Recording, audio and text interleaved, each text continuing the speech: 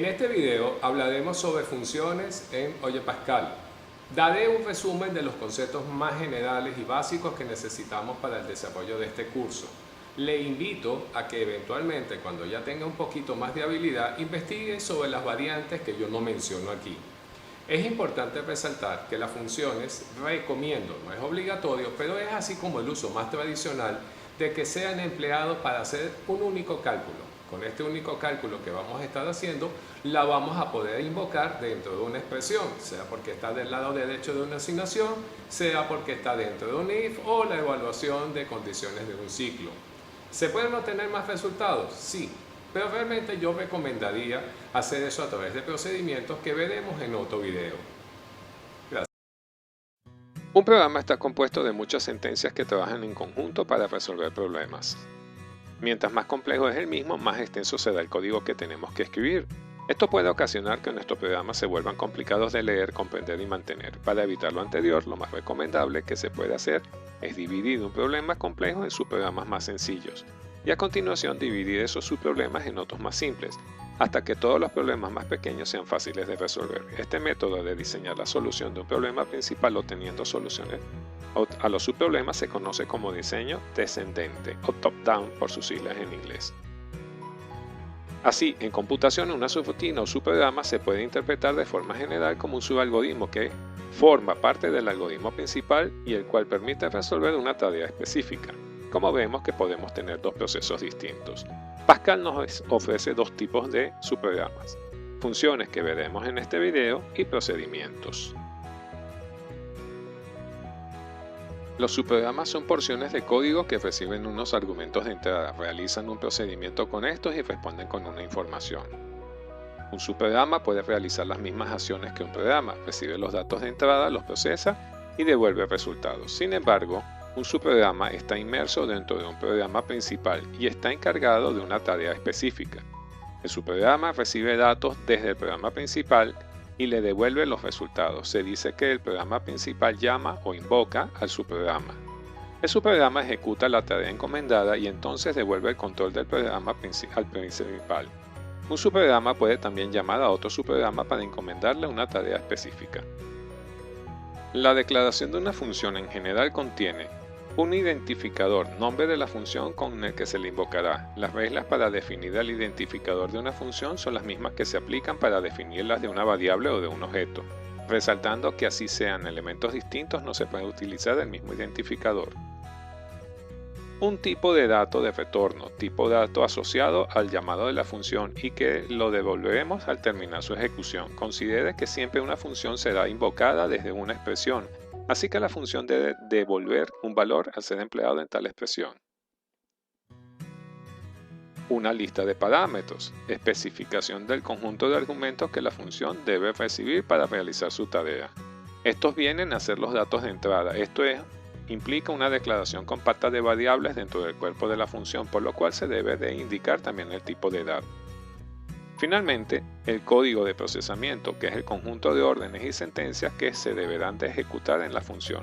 Al final de cuentas, las instrucciones especificadas para resolver el cálculo asociado a esta función. La declaración de la función comienza empleando la palabra reservada function. Luego se coloca el identificador con el cual será invocado. En caso de ser usados, que será lo más recomendable, se coloca entre paréntesis los identificadores de las variables que serán empleadas en el cuerpo de la función y que contienen los datos enviados desde la llamada. Estos son conocidos como parámetros. Se colocan dos puntos y se indica el tipo de resultado asociado a la llamada de la función, entera, real, etc., culminando este encabezado con un punto y coma. A continuación, se dispone de la zona de declaraciones, en donde se declarará todo lo que se use en la zona de sentencias de la función y que no entre como parámetro, y la zona de sentencias asociadas a la función, que es delimitada por un begin-end, que culminará con un punto y coma. Aquí se desarrollará la solución específica que se busca en la función.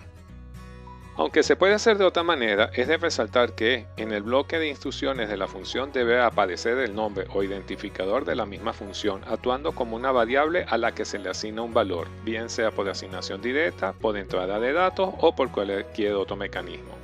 El último valor que reciba será el valor devuelto por la función a la expresión que la invoca. Asimismo, dentro del cuerpo de la función se debe de tener particular cuidado en no colocar el identificador de esta función dentro de una expresión, ya que en este caso se considera que la función se llama a sí misma. Esto es conocido como recursividad, que si bien es posible realizarlo implica ciertas consideraciones fuera del alcance de este video, que les invito de todas maneras a investigar. Tenemos una pantalla muy simple en donde se pide un número al cual se le calculará su factorial presionando el botón calcular.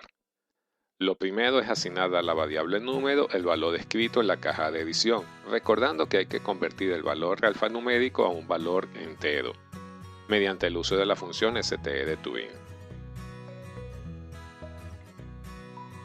En la etiqueta 2 presentaremos el resultado, colocando un mensaje inicialmente.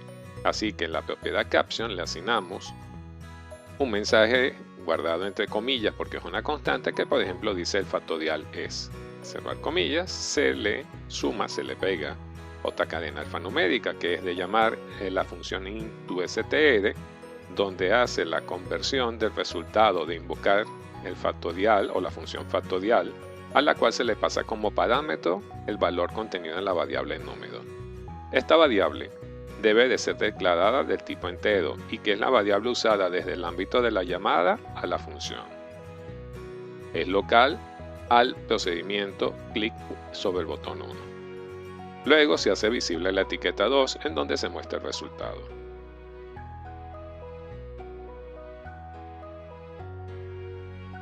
Note que se emplea una función de nombre factorial, la cual se define en la zona de declaraciones del evento asociado al clic del botón.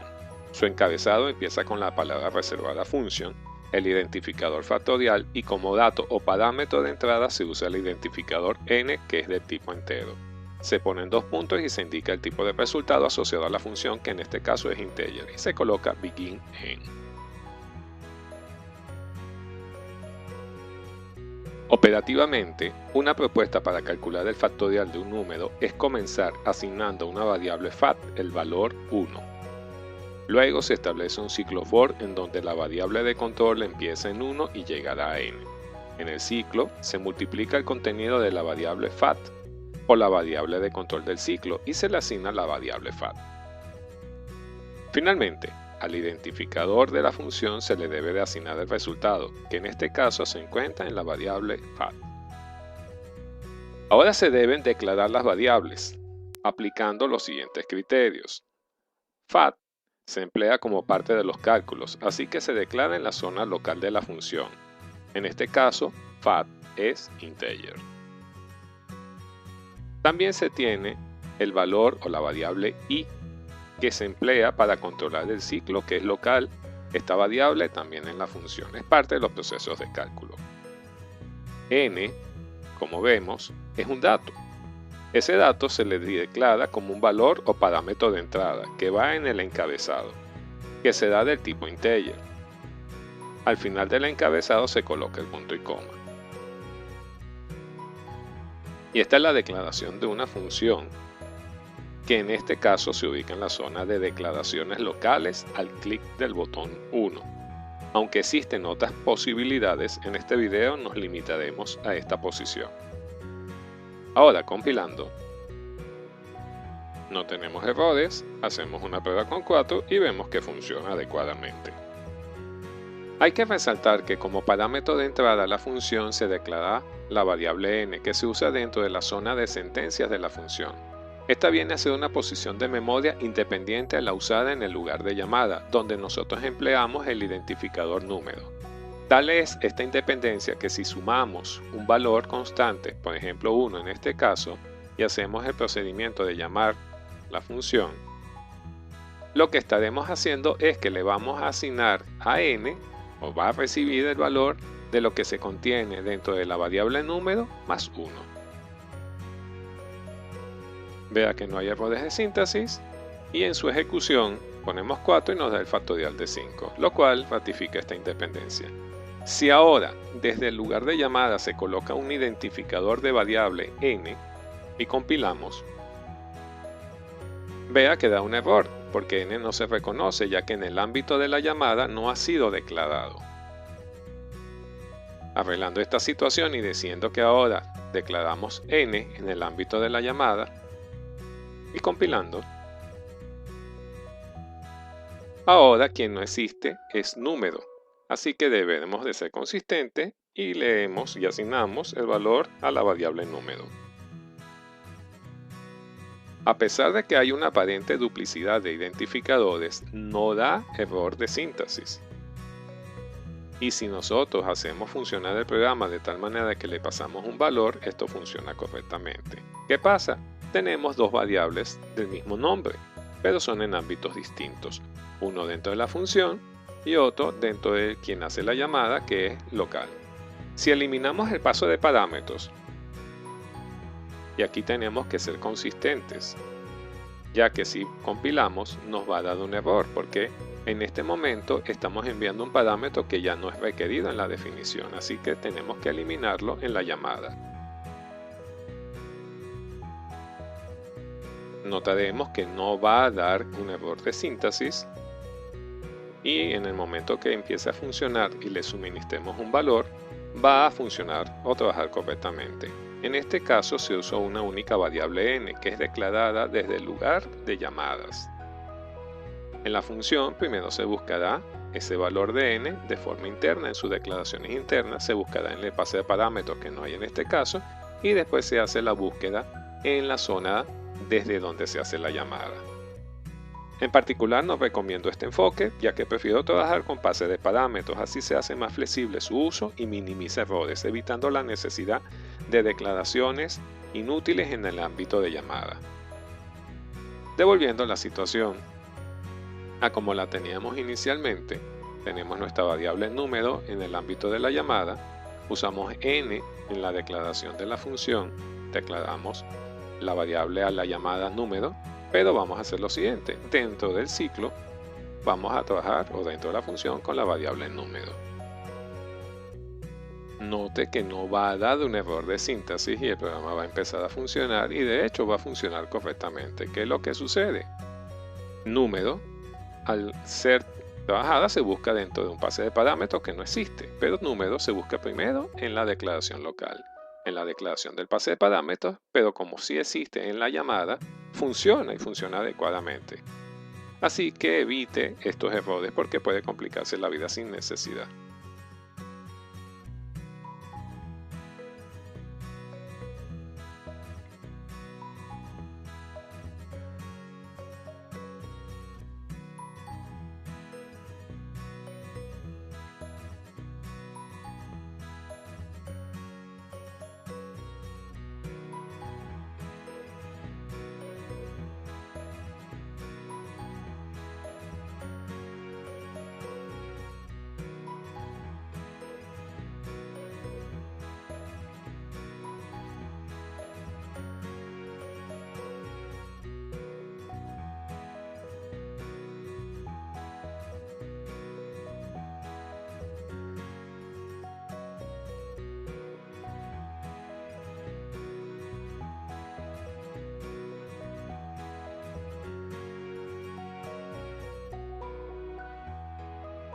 Una recomendación final. Se puede pensar emplear identificador de la función dentro de una expresión en el cuerpo de sentencia de la misma función. Esto, dependiendo de la versión empleada, puede dar un error al interpretar que se llama a sí misma sin parámetros, o puede funcionar como el ejemplo.